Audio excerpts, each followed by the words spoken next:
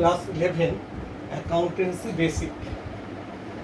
অ্যাকাউন্টেন্সির definition আজকে পড়ব। Accountancy is the science of recording, classifying and summarising. কি বলছে? হিসাব শাস্ত্র হলো একটি বিজ্ঞান। কিসের বিজ্ঞান? লেনদেনের রেকর্ডিং, ক্লাসিফাইং, সামারাইজিং।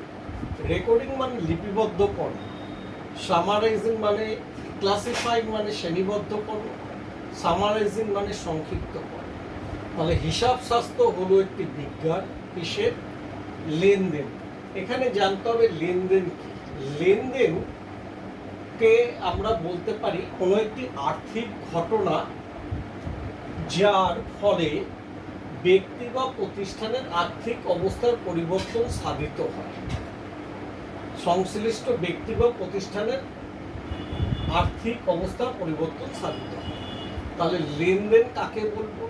লেনদেন হচ্ছে একটি আর্থিক ঘটনা যার ফলে ব্যক্তি বা প্রতিষ্ঠানের আর্থিক অবস্থার পরিবর্তন সাধিত হয়।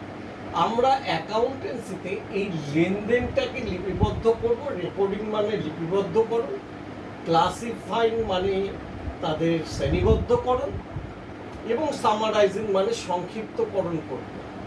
So that the relation with the outsider is exactly determined. যাতে রিলেশন মানে সম্পর্ক, কাদের সঙ্গে সম্পর্ক? বাহ্যিক ব্যক্তি বা প্রতিষ্ঠানের সঙ্গে সম্পর্ক ইজ এক্স্যাক্টলি ডিটারমাইন্ড, সেটা সঠিকভাবে আমরা নির্ণয় করতে পারি। Result of operation. অপারেশন মানে হচ্ছে কোনো একটা নির্দিষ্ট সময় ধরে ঘটে চলা কাজ। Result of operation during a particular period can be determined. অর্থাৎ কোনো একটি প্রতিষ্ঠানে সেখানে লাভ হচ্ছে না ক্ষতি হচ্ছে, অথবা সারপ্লাস বা উদ্বৃত্ত হচ্ছে বা ঘাটতি হচ্ছে, সেটা আমরা নির্ণয় করতে পারি কোনো একটা নির্দিষ্ট সময়ে। Result of operation during a particular period can be determined. একটা নির্দিষ্ট সময় ধরে ঘটে চলা কাজে আমরা ফলাফল নির্ধারণ করতে পারি, অর্থাৎ প্রফিট বা লস, সারপ্লাস বা deficit. And the financial position as at the end of the period may be made out। এবং একটা নির্দিষ্ট সময়ের শেষে, সাধারণত হিসাব নিকাশ কালের শেষে, আমরা প্রতিষ্ঠানের ফাইন্যান্সিয়াল পজিশন, আর্থিক অবস্থা নির্ণয় করতে পারি। ডেফিনেশন দিয়েছেন professor Hrishikesh Chakraborty, university of Calcutta.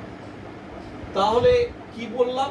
Accountancy বা হিসাব শাস্ত্র হচ্ছে একটি বিজ্ঞান যা লেনদেনের লিপিবদ্ধকরণ, শ্রেণীবদ্ধকরণ, সংক্ষিপ্তকরণ করে থাকে, যাতে বাইরের বিভিন্ন পক্ষের সাথে আমরা আমাদের সম্পর্ক নিরূপণ করতে পারি।